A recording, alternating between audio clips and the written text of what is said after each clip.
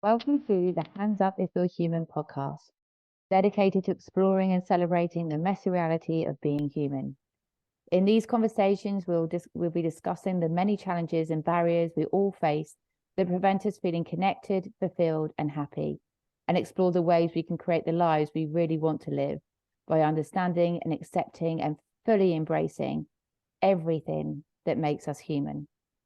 From our innate gifts and the things we've been taught to think of as flaws, to our deepest unmet needs and desires that we feel shame over, we want to explore all the nuances and complexities that come as a package deal simply by being human. Recognizing and accepting all of our true selves empowers us to authentically show up in all aspects of our lives.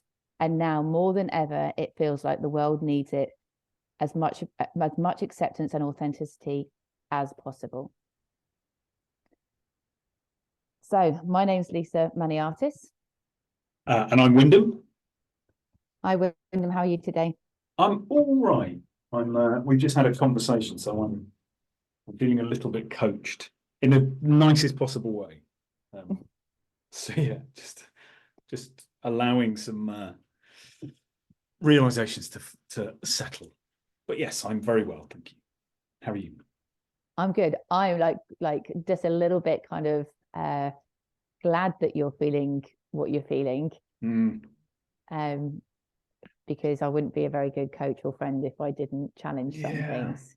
Yeah, thanks. I suppose. No, it's all good. It's all good. I think that's part of it, is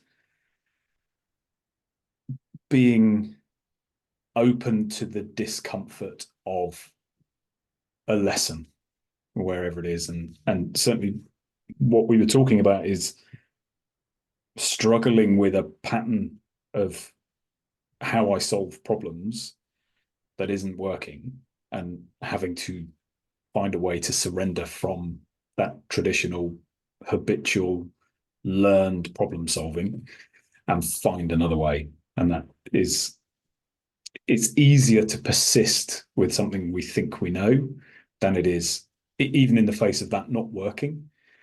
It's easier to persist with that than find another way.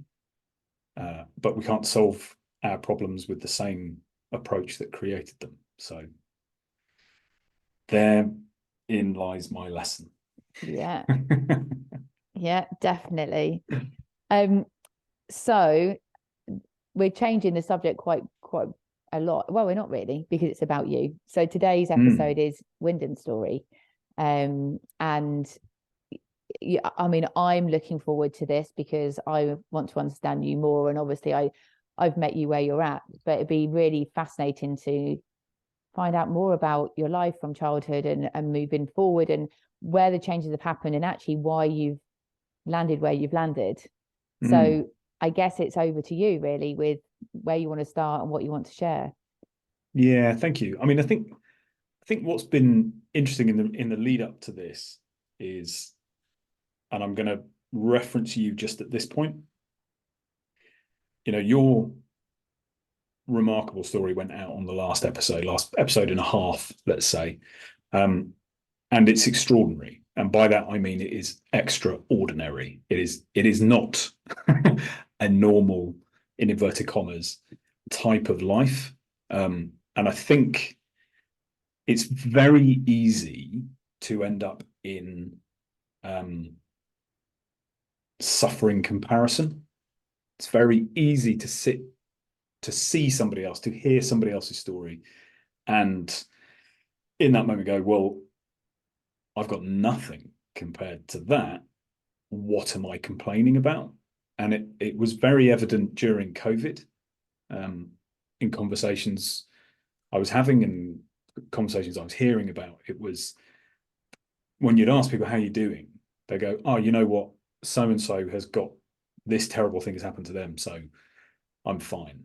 And it's like, I understand somebody can have it worse, but if we use that suffering comparison, we then dismiss our own situation. And just because someone has it worse doesn't mean we aren't suffering in the way we are suffering. So I think with, my story, I think, is is going to be very similar to lots of people's stories. Well, that's what I was going to say.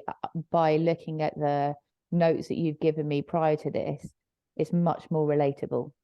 And actually, that's important in terms of relatable. Like you said, more people are going to have experienced similar things in a different way. And there is so much power in that, from it being, and the whole comparison thing, we touched on it in the recording. I totally understand that. Yeah. Yeah. And you know, it's not, I think it's just really important to recognize that because somebody has it in how we might perceive to be worse, does not in any way diminish how we feel about what we're going through. So kind of leading with that, I guess we'll start at the beginning and kind of childhood.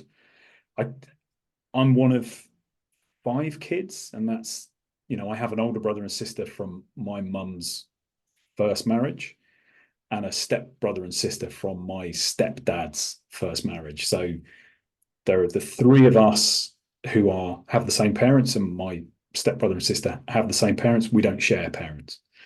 But I just had I was the third of, I was right in the middle of the 5. And I look back and I had a great childhood. You know, I look back on it and, you know, my parents, we didn't have a lot. We always had what we needed. But we didn't really get anything more than that. We didn't get what we might like, but we got what we needed. And my stepdad, it was my dad. My father, my mum and my father divorced before I have memories, really. And my mum married my dad when I was 6, and he was my dad. There was never, oh, he's my stepdad. He stepped into that role immediately, and that's how I have always seen him. And he died a couple of years ago. And so I don't ever feel, I can't speak for my other siblings, but I feel I had no particular issues or challenges or traumas as a child beyond the typical challenges we have as children in growing up and puberty and all those kind of things. Entirely normal, I guess relatively normal. So I was thinking about, well, what did I take out of my childhood? And I think there are 3 distinct things that in the last few years I've reflected on and have finally understood the importance those moments had in shaping who I then became, and the impact of those things for 40 years. And there's kind of like a couple of instances and a kind of a general trend. And the first one I think is emotional disconnection. So I looking back, I think I would be classed as an emotional child, a highly sensitive child, quick to cry, quick to be emotional. And I think like most people, we had no training in our emotions. We had no education in our emotions. It was obviously okay to be happy and positive and lighthearted, all those kind of things. And I think very early you learn it's less okay to be sad and unhappy and stroppy and all experiencing that other side of the emotional spectrum. And even to the point where my mum introduced a game where we played a game as who could hide their emotions the best, who could sit with a straight face the longest. And I don't know why that was a game that was introduced, but that game, and then in conjunction with having emotional meltdowns at school and being teased for that and all that kind of stuff, it kind of came to a head when I was about 11. It was first year at secondary school, and the second of these kind of big moments was my first deep humiliation. I can remember it, and I hadn't thought about it for 38 odd years, 36 years.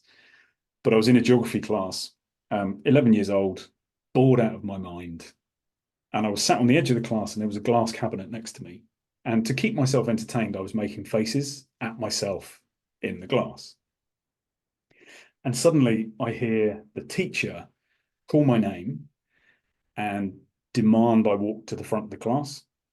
So it's like, shit, what's going to happen here?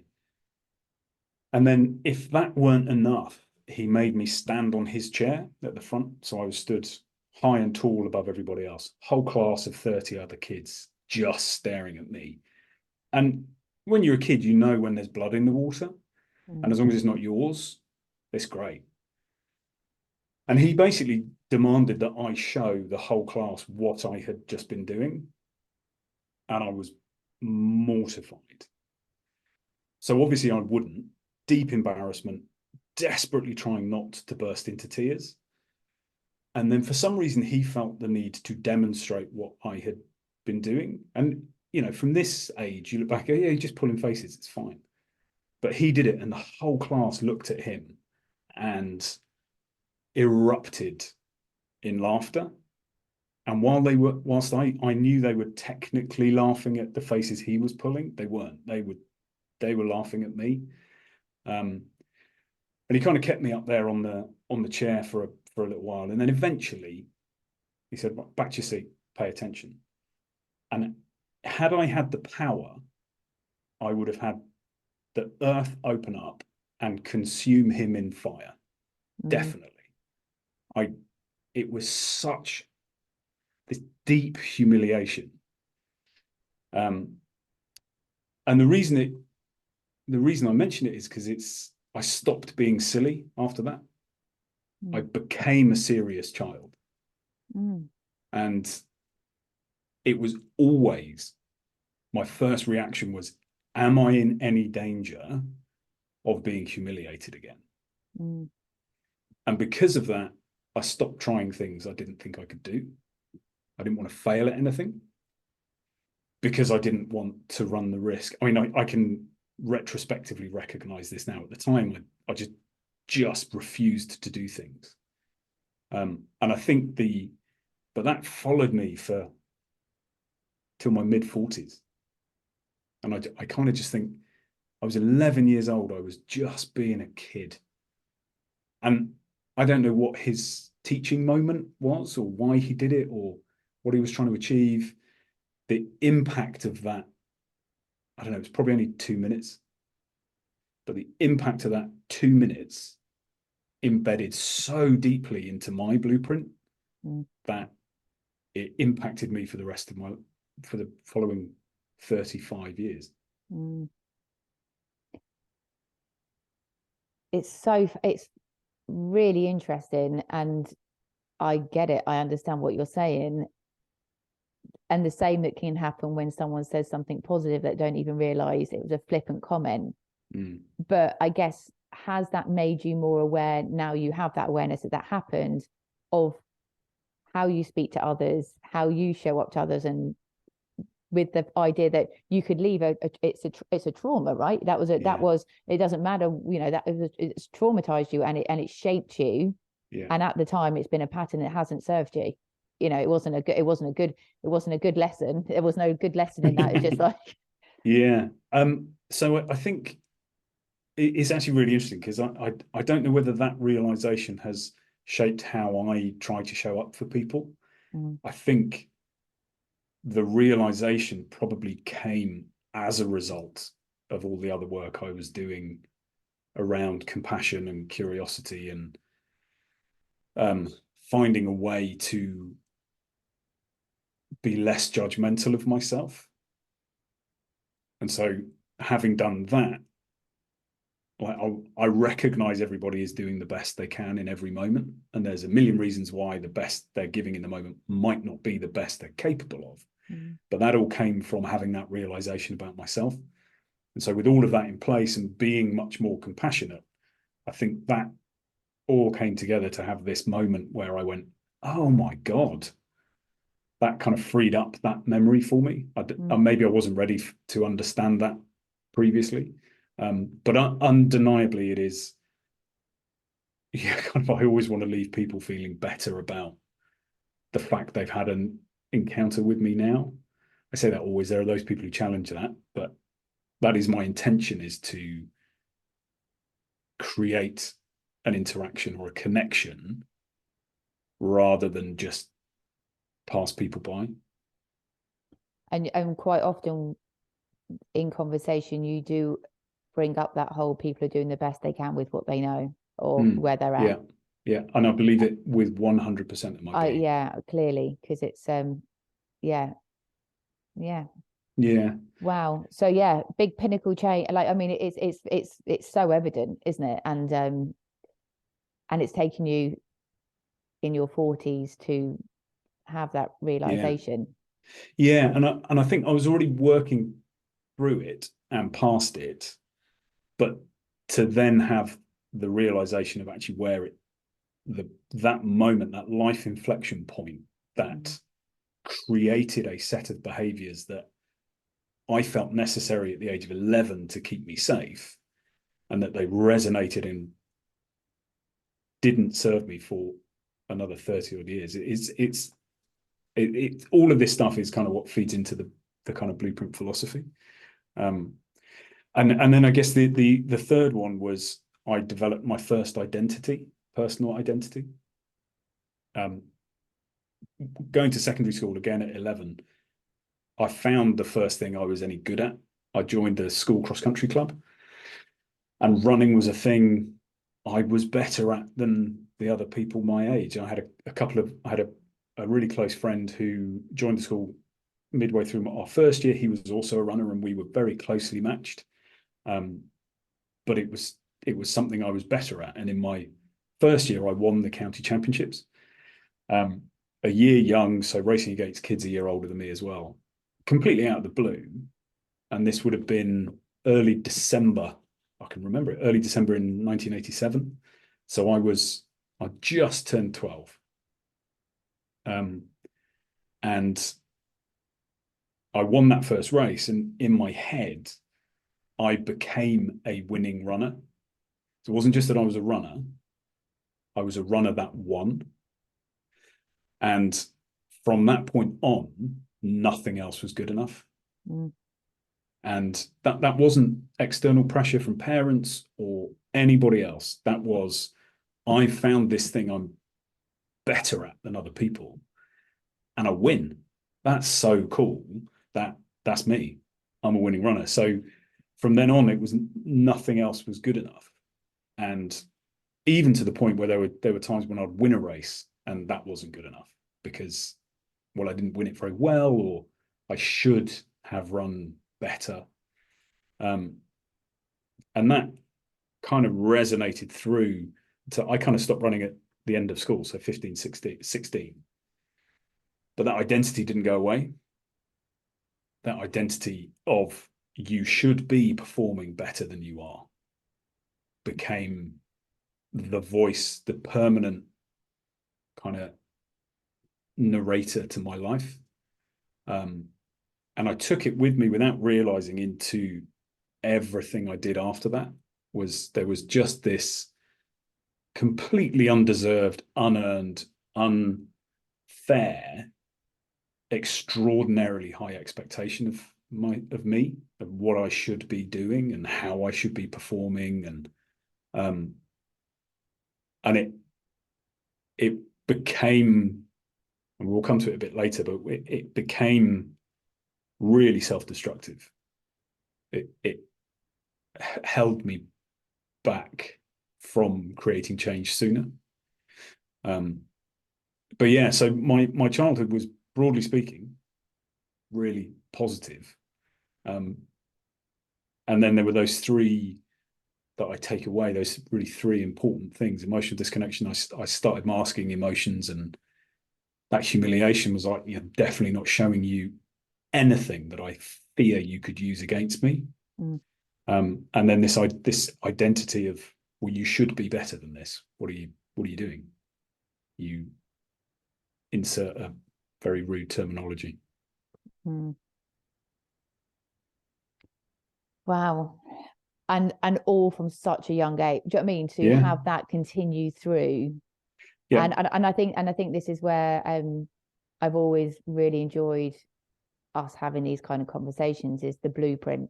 You know, you've got to go back to Yeah. change how you want to be, how you want to feel, the bits that feeling uncomfortable.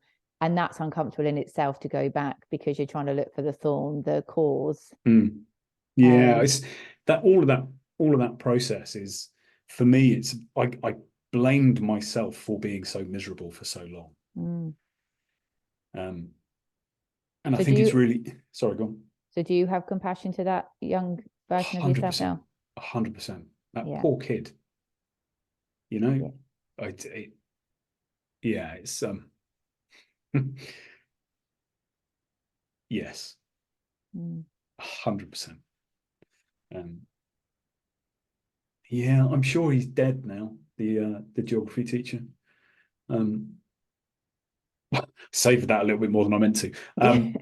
All I mean is, you know, that, but equally, whilst I have huge compassion for me at 11, that geography teacher was doing the best he could do with where he was, with what he had. He had a blueprint. His blueprint would have had instances from when he was a kid.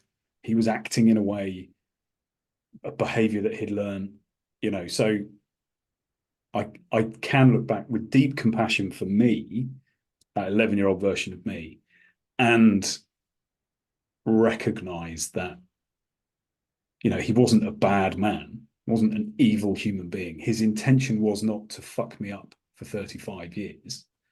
Just happens to be what happened. And I think that's been a really powerful part of my adventure and my growth, I guess, is there are staggeringly few people who have it in for us. There genuinely are. There are lots of people who behave in a manner that we don't like and impacts us, but to judge those people as bad people or actively trying to hurt us is very rare. And it's more than lack of awareness, like you said. It's their upbringing, the way why they felt the need to do that, or not having any idea what impact that was possibly going to have. And you know, like you said, there's a whole other depth to it than they just weren't aware.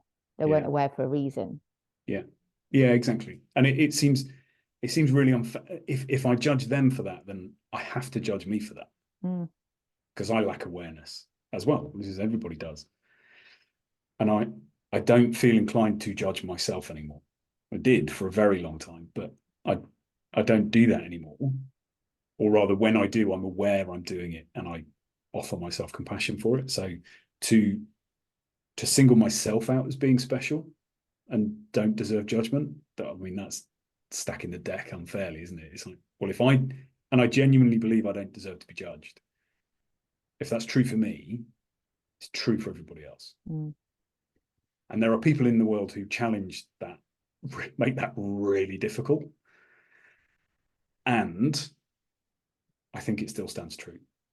But I also think we live in a world that is full of judgment. Like we judge also, even like the TV programs are on a Saturday. Do you know what I mean? Like everything's like, are they good? Are they bad?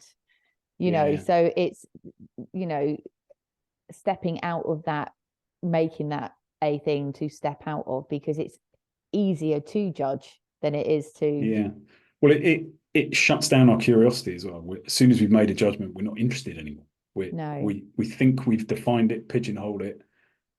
We stop thinking that there can be any surprises, that they or the thing, whatever it might be, could be something different. And as soon as that's the case, the world is how we perceive it. So if you go around thinking everybody's got it in for you, then that's how it feels like. So yeah, it's I think it is that compassion first is a big one. Not a specific lesson I learned at that age, but I can reflect on it and go, okay, yeah, it's really important. So then what happened? So where was the next kind of? Well, I think the next bit was I went away to university, and university is really important for one reason. not the degree. I did a drama and theatre degree. Well, I turned up for a proportion of my drama and theatre degree and came out with a 2-2 and applied myself in no way to my studies. I came out of university with lifelong friends, and it transpires a future wife. The people I met at university, the people I left university thinking these are my close friends are still my close friends. And so I think from that perspective, it bears commenting on very briefly, because it was really important to meet those people. And like I said, I met my wife the first week of uni. I met Louisa. I didn't know that. Yeah, and we didn't get together for a number of years, but I have known her since that first week of our How to Be a Tree class in 1996. So yeah, I've now known all of those people nearly 30 years, which is staggering to think of. But yeah, so university came and went. I thought I was going to be an actor. Left university, went on a couple of auditions, and then it became apparent I lacked the resilience for the rejections, and my bank account lacked the resilience for me to ponce around the place. So I went and got a job very briefly in recruitment. And it was one of those things, like, I moved into recruitment because a guy I knew, wasn't even a friend, had gone into recruitment, and he said, you can make loads of money. And that was the only reason I did it. And even at the time, I knew I'm not motivated by money. So, but it'd be great to have some. And I hated it, absolutely hated it. So lasted about 3 months, left, and then relatively soon after that, moved to Australia for a year. So similar to your travel, but I stayed with I decided I was going to go traveling while I was there, but my brother and his wife they're both doctors, and they were taking a year to work in Australia. They were in Brisbane. They had a lovely apartment overlooking the river. That seemed a much better idea than backpacking. So I stayed in Brisbane for the period I was there. And in order to not make it a complete waste of my time, waste would be the wrong word, but I wrote my first book while I was in Australia. So this would have been early to mid 2000s. And I had it in my head I was going to come back and be an author. So I think what has followed me through is the creative side of me has constantly wanted to come out, and I've not allowed it to, or rather I used to lack the resilience to cope with how difficult that path is. And so I was away for a year, wrote the book, came back, sent it to some agents who were not interested in representing me. And I had made that mean it and I weren't good enough, which isn't, I mean, maybe we weren't and maybe it wasn't, but that isn't what those rejections mean. I can see that again from another 20 odd years down the road. But I fell back into sales because they're easy jobs to get. And then essentially I spent 20 years pretending to be somebody I wasn't, to impress people I didn't care about, so that they would give me a job I didn't want to do. And that was 20 years I spent doing that. And, I was saying it about the kind of self-judgment. I knew I hated it from day one, and was still doing it nearly 20 years later. And I went through lots of different companies and different roles within sales, and it became better towards the end. So the last kind of 10 years, it was better. However, I just hated it, every single minute of it. And it was one of those things where, the Sunday night feeling that people talk about, like the dread you feel on a Sunday evening before knowing you have to go back into work on a Monday. I had that constantly. And it never got easier. It just weighed heavier and heavier and heavier. And there were kind of like periods where I had massive emotional breakdowns and contained. So they didn't last longer than an inability to hold my emotions in check for an hour, maybe. But I just felt this enormous pressure the whole time. Pressure to be better. Like I remember looking in the mirror and despising who I saw. Like deep, like hatred at times of who I thought I was. And, I was talking about the constant narrator. And that was, it wasn't constant for 20 years, but it was incredibly frequent that, you spend more than, makes me sound very vain, but you spend more than like 10 seconds looking in the mirror. And I could almost see the change in my own eyes from, oh, I'm just checking there, to judgment coming in. And it's exhausting, absolutely exhausting. And did you have any creative outlet at that point over those 20 years? No, not really. So when I came back when I got the rejections on the book, I put it away. And was the book a novel, or like what kind of book was it? Yeah, so it's an action thriller. So it's very kind of, I was 25 when I wrote it, so it was very reflective of how I wished my life was. I wished I was more capable. I wished I was cooler. Wished I was richer. So it's a little bit James Bondy, but it sat there doing nothing for 8 years, I think. So I didn't have any kind of creative outlet. I wasn't physically active. So I ended up being something like 2.5, 3 stone heavier than I am now. And it's one of those things that you don't notice. I mean, you notice it, but I see pictures now and people see photos of me from my 30s and they go, bloody hell, I don't remember you being fat. I was like, well, evidently I was. And it was, that was three things. I was inactive. I drank way too much and I ate absolute crap in large amounts. And even, sorry, go on. Well, even that in itself take away the fact that you clearly were living a life you didn't want to live, but just putting even that substance into your body, even if you were living, you know what I mean? I know it is bad enough in itself for your mental well-being. Yeah, exactly. But it wasn't. But I think it was a year. Sorry, but I think it was a time where we weren't as aware of the impact of those things. It was more normalized to drink, smoke. Yeah. Not exercise. Yeah. I completely agree. And we'd have, Thirsty Thursday and Freak Out Friday and get shit-faced Saturday and this hangover's too bad to live with. Let's have another drink on Sunday, and we've got to go back to work tomorrow. So,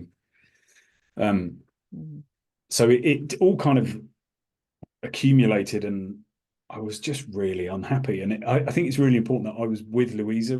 Louisa and I got married. We're approaching our 18th wedding anniversary.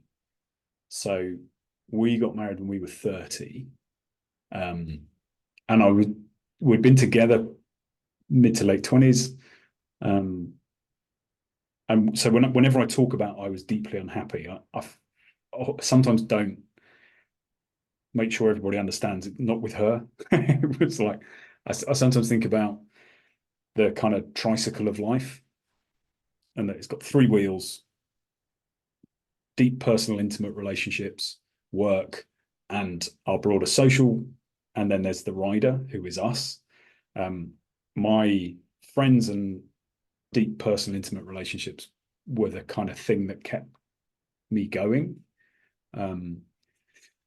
So yeah, I want to make everybody completely aware that when I say I was very unhappy, it wasn't with everything, but the weight of my unhappiness from a professional perspective and a personal well-being, and what was so bad at times.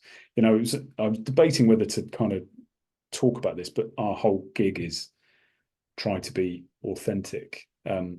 So in no way did I ever have kind of suicidal ideation, or did I ever want to remove myself from life. However, there were times when a thought would pop into my head that said, be easier, wouldn't it? Be easier if all this stopped, it would just be easier. And the reason I kind of want to say it is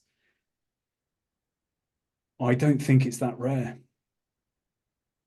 I think, like I said, if I offer myself compassion, I have to offer it to everybody else. And what I've come to realize is, whilst we are individually unique, the condition of being a human being means all of this shit is happening to everybody. And it might not feel exactly the same, but I think a lot of people will resonate to the fact that actually every now and then your brain just goes, yeah, but be easier, wouldn't it?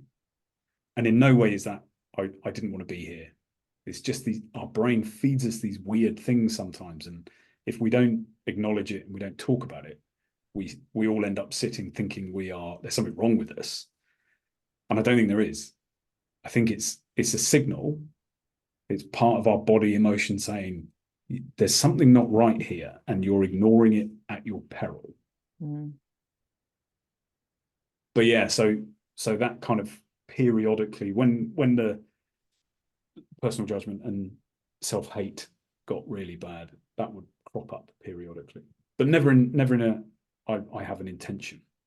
No, it's what I hear is it's more like I don't want to hurt anyone. I just want to get off the world, because this world I'm living right now isn't feeling very. I don't feel like I can keep doing this way. And yeah. And the interesting thing is you can. I did. And so that's kind of like amalgamating 20 years into a few minutes, but I think there were a couple of things that happened that triggered the change from all that self-loathing and deep unhappiness and all that kind of stuff. And the first was back in 2016. Louisa was diagnosed with breast cancer. She's absolutely fine. Had a checkup last week, all clear, lovely. But I'd been stuck in this inability to, every now and then I'd kind of have these moments where I'd go, I've got to do something about this. Couldn't figure out what to do, so didn't do anything. Just went back and went back around the loop. And it's like this paralysis loop. And every time you go round, you get a little less confident. Every time you fail to solve your problem, your self-judgment kicks in even higher and your confidence drops even further. And I'd always kind of blamed everybody else and blamed everything else. And I told myself, well, I'm sure something will show up eventually. And when Louisa got her diagnosis, it was like, oh shit, I might not have time. I cannot predict. I don't know what my path is going to be. I can't predict these things. I might not have time. I have to find a way myself now. And that was the key thing. It was owning. I've been blaming everybody and everything else. I've been disempowering myself because it's hard. It's really difficult to create change. Can I just say, your way of being, your mental state, was that impacting Louisa as well and your closest friends? Would they look back on that and go in, I remember that period of time in your life? Or was it so internalized that other people wouldn't have recognized that was going on? It was entirely internalized. So when I first started kind of sharing some of this stuff a couple of years ago, Louisa found it very difficult because she didn't know. So there'd be days when I'd be moody and withdraw, but then I'd come out of it and it would be all right. She didn't know how kind of dark I was feeling about it. And so the triggers were Louisa's diagnosis, and then about a year and 6 months after her diagnosis, I was trying as hard as I could to be supportive for her because she was going through some way harder for her. And would you think that was a help because it took the shift from you internalizing, trying to figure yourself out, going, okay, I'm now the person here that needs the support is my partner, not Yeah. me. Well, I think I genuinely, I'm with you when you talk about things happen for a reason, and like it's all part of the lesson. So yes, it was important, I think, for what energy I had left after trying to show up every day as somebody I'm not at work, that the remaining effort was diverted. And so it was diverted to kind of support Louisa. At the same time, I had a couple of other people in my life who really needed emotional support. And what that ended up doing was I ran out of energy to bullshit work. Yeah. And my performance at work dropped off a cliff. And in my head, it was like, well, they're definitely going to fire me. So shit, I don't think I've got the energy to do this again. I don't want to go and get another job I don't want to do. And I remember this is the second thing that happened. My manager called me in, sent me an email one evening saying, I need to see you tomorrow. I was like, oh no. And I went in and we had glass offices, and he sat down in front of me and he said to me, he mimed taking a hat off. He said, I just want you to know I'm not your boss, taking my boss's hat off. I'm your friend. And he just said, there are other things you can do. That's all he said. And then he put his hat back on, mind putting his hat back on. And he said, I can see you're struggling. What can I do? And it was the first time I'd ever had anybody, like professionally, maybe they would have, I don't know, but it was the first time anyone had actually seen something that they could see was off. And instead of, my assumption was I was going to get fired. So what can I do? How can I help you? Rather than, can I bollock you? And we're in this glass office, and I spent 3 minutes desperately fighting back the tears. But it was a moment where, through that conversation, I went part-time, went down to 3 days a week. And I was writing in those other 2 days, or I was trying to write in those other 2 days. And I was starting the exploration of, well, what else? If somebody else believes there are other things I can do, I didn't believe that of myself. And so there's a guy called Jeremy Tipper, having him just say, there are other things you can do without any explanation. We were talking before this episode around, don't walk somebody there, give them something that they then have to figure out, either spiritually, emotionally, whatever it might be. But the fact that he said that was massively important, because it just opened me up to the idea that it was possible. And I'd felt so trapped. And that's the contrast of that first teacher Yeah. to the impact. He won't remember that boss. He won't, to him, he would have been meant of probably many people that he supported in some way, but that was a positive shift in your way of looking at things. Yeah. So those two kind of things happened very, very closely together. And then I was in this situation going, well, how do I do this? I mean, this is one of my frustrations is, okay, but I have to take action.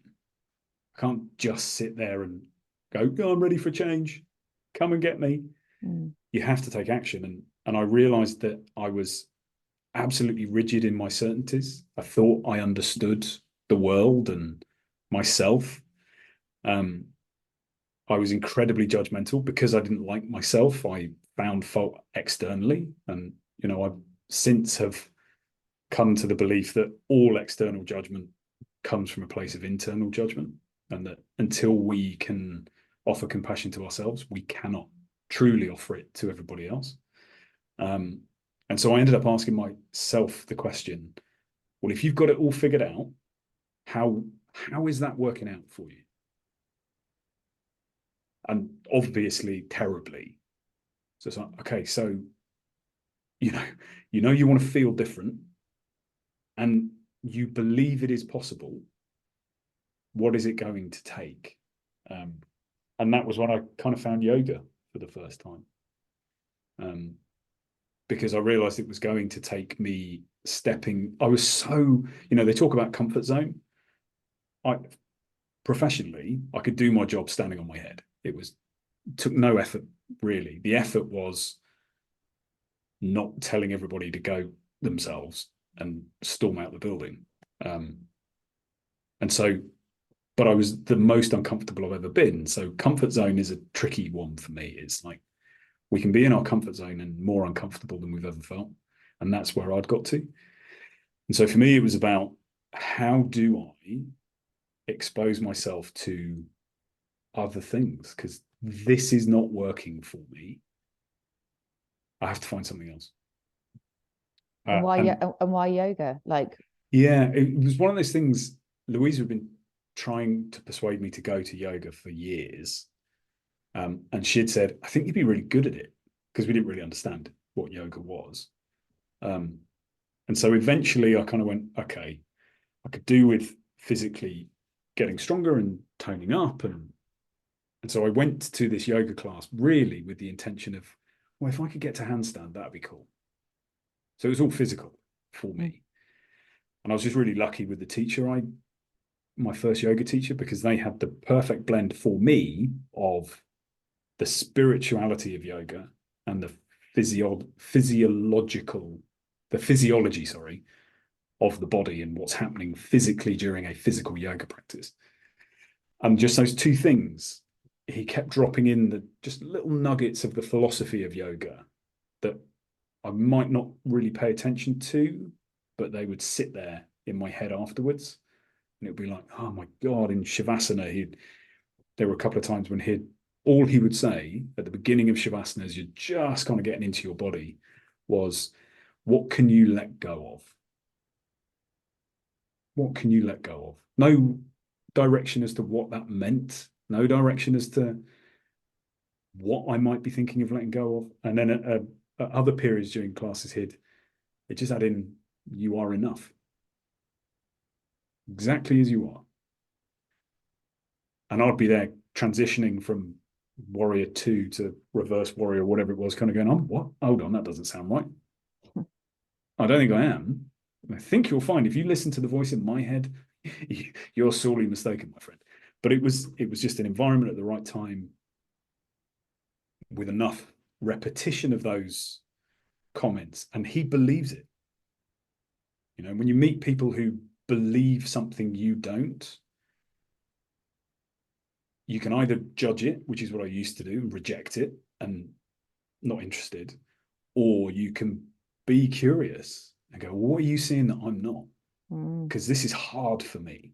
And again, I don't know what I'm seeing. I see that you're enough. That's all I see. And working with those. And it's very simple, right? It's a very simple, there's only a few words. It's a short statement. Yeah. Yeah. And so that there are these these amazing little nuggets that people offer you, and you go, ah. And I think for me, it was, the phrase, when the student is ready, the teacher appears. I was going to say that a minute ago. Yeah. And I think it's the teachers are always there. It's when the student is ready, they can finally see the teacher. Because it happened to be a guy called Chris Abbey.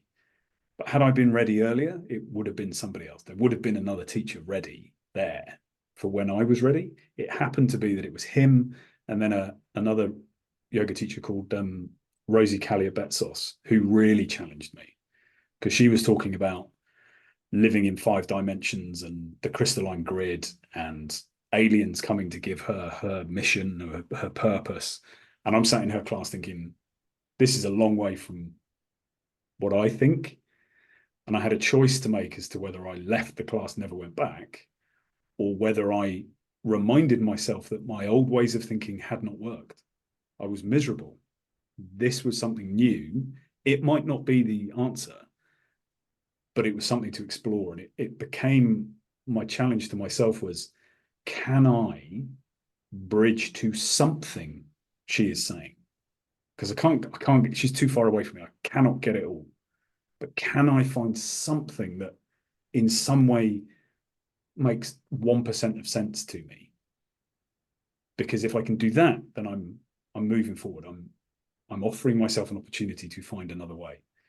And so I practiced with them for 2 or 3 years, and then eventually went on and trained as a yoga teacher. I think what I was trying to do is, conscious of our time, but what I was trying to do for so long was solve my life with a single move. I thought, well, if I can just figure out what to do, all of this gets better. And the real kind of moment, there are lots of moments, but one of the real moments was like, oh, this is going to have to be iterative. You can't play the final move. You can't play checkmate move first in chess. It doesn't work that way. You have to set the board. And in setting the board, you're going to have to sacrifice some pieces, and you're going to have to, maneuver and take other pieces and be willing to surrender in order to position yourself in the right place. And that's essentially what I've been doing over the last 7 or 8 years. Is that process has been, I'm no longer trying to solve the whole puzzle, although at times my mind still wants me to do that. What I'm trying to do is move forward, and forward doesn't have to be a dynamic forward. It's just move, just kind of see how this is flowing and where it's taking me, and trying to become as aware as possible when I'm desperately holding on, which I am at the moment. Did you see my smirk? Did you see my smirk then? I did. Because as soon as I'm desperately holding on, I'm realizing that I think I know the answer. I think what I'm holding on to is the answer. But actually, it's our certainties are the limits of what's possible. And so, through that last 8 years, I've trained and practiced as a mediator, because I thought that was going to be the move. That's what I ended up doing first, and then very quickly realized that wasn't. But I learned a huge amount. I developed some skills. I did a whole load of things. Trained as a yoga teacher. I thought that was going to be the move. And then, really surprisingly for me, I realized I didn't like teaching. Really caught me by surprise. Trained as a coach. And all of these things are coming together to provide me with tools, like mechanisms, to help me create the meaning I'm looking for. And where I am now is, I really want to help other people who feel the way I felt. And the good thing is I can't quite remember how I felt anymore. Interesting. I know it was bad, because I remember it being bad, but I can't feel it. So even when I feel bad now, I know it's a fraction of what it used to be. Because life doesn't stop giving you challenges just because you shift direction or you make change. You're just, I think, better equipped to deal with it. Yeah. So there's so much more I want to say, but I have to pick up my little boy, even though I'm there going, should I just take my husband and see if he can collect him for me? So what would you say to somebody then? Like, in terms of, I get what you're saying by the whole, I remember being desperately unhappy, but I can't embody that again on that level. And that it took something which is quite extreme, finding out that your wife has breast cancer, for that shift to happen. Going back to, then, do you think there needs to be an intense amount of suffering for change to happen? Or is it more of a feeling that you get to a point where a feeling is too much, that you no longer can go on like that? I think the two are closely linked. So the suffering is, the way we know we're suffering is because we feel bad. If we don't feel bad, we're not suffering. I think I'm kind of talking this through in my head now, but in answer to your question, sadly, I do think we have to bottom out in order to face the uncertainty of what change might mean. And I think that's really all it is. It's as human beings, we crave certainty, and we tell ourselves stories that create certainty. So we fill in the blanks when we don't know something. We get like 1% of information, but we create a complete story. And invariably, our protection and safety is at the center of that story.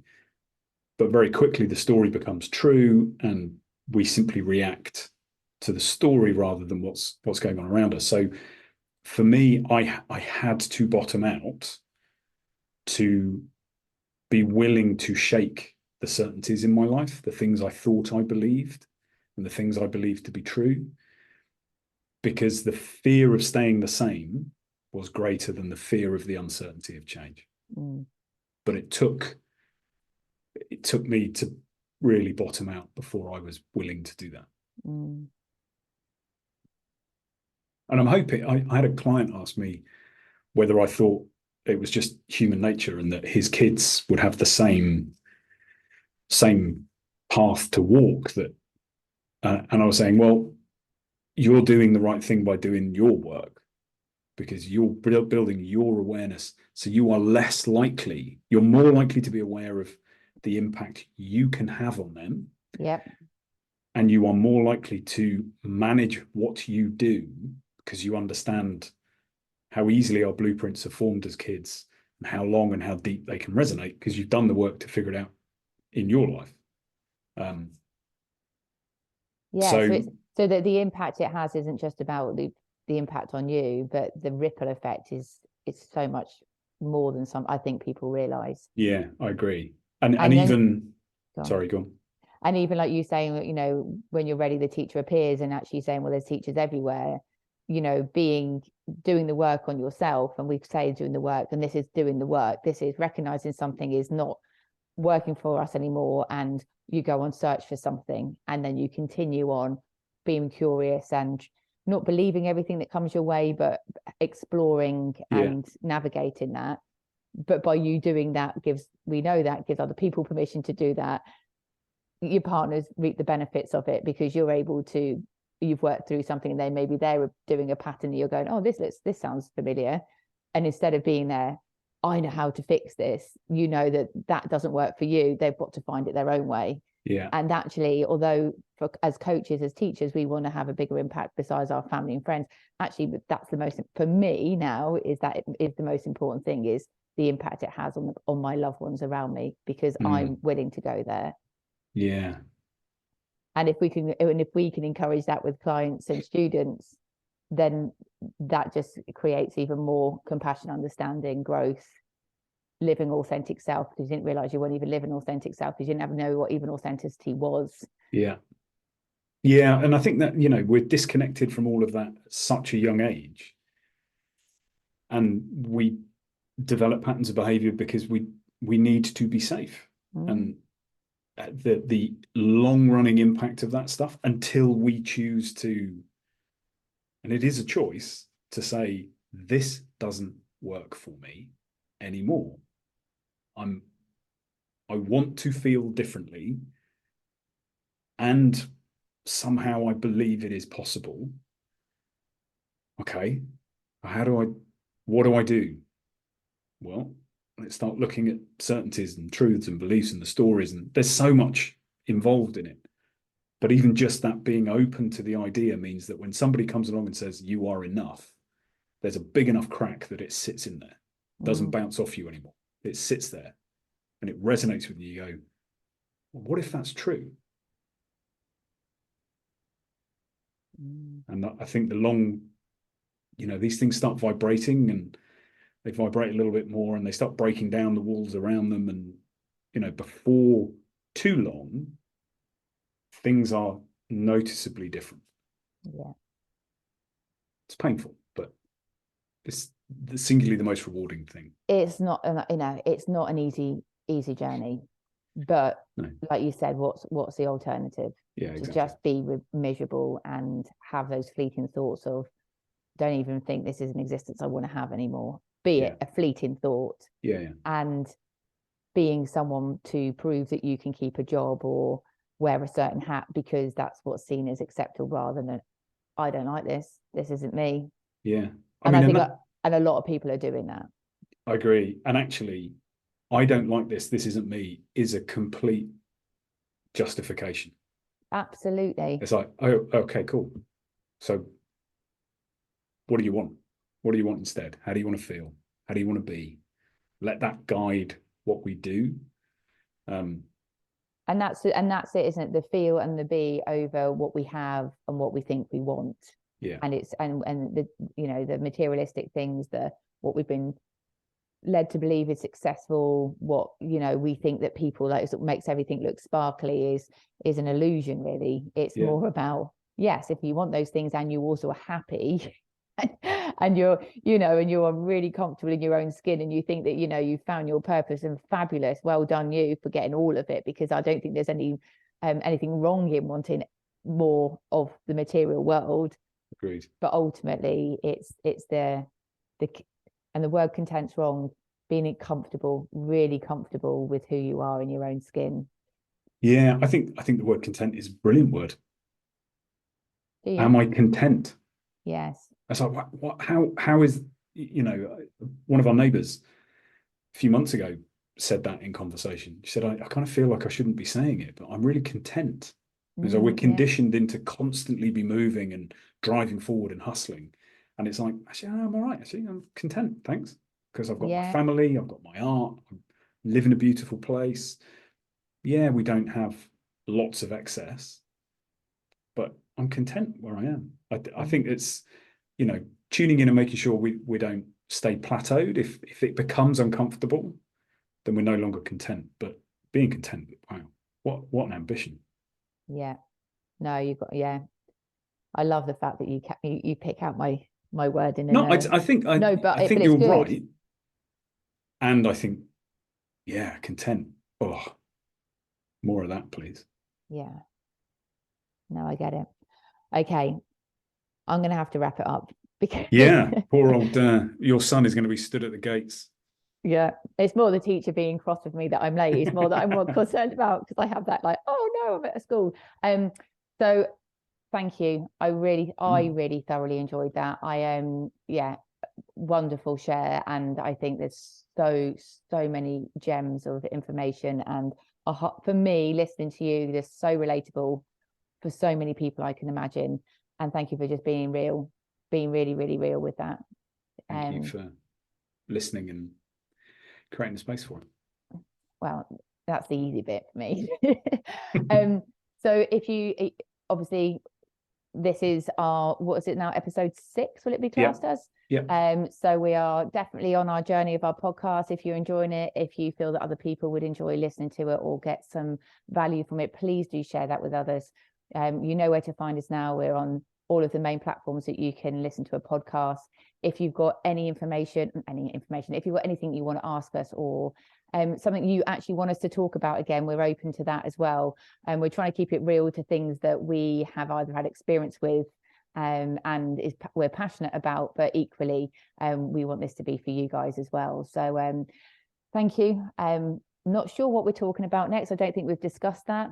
So we'll keep you posted. Let's surprise people. We'll keep you posted. So see you later. Thank you, Lisa. All right, take care. Bye.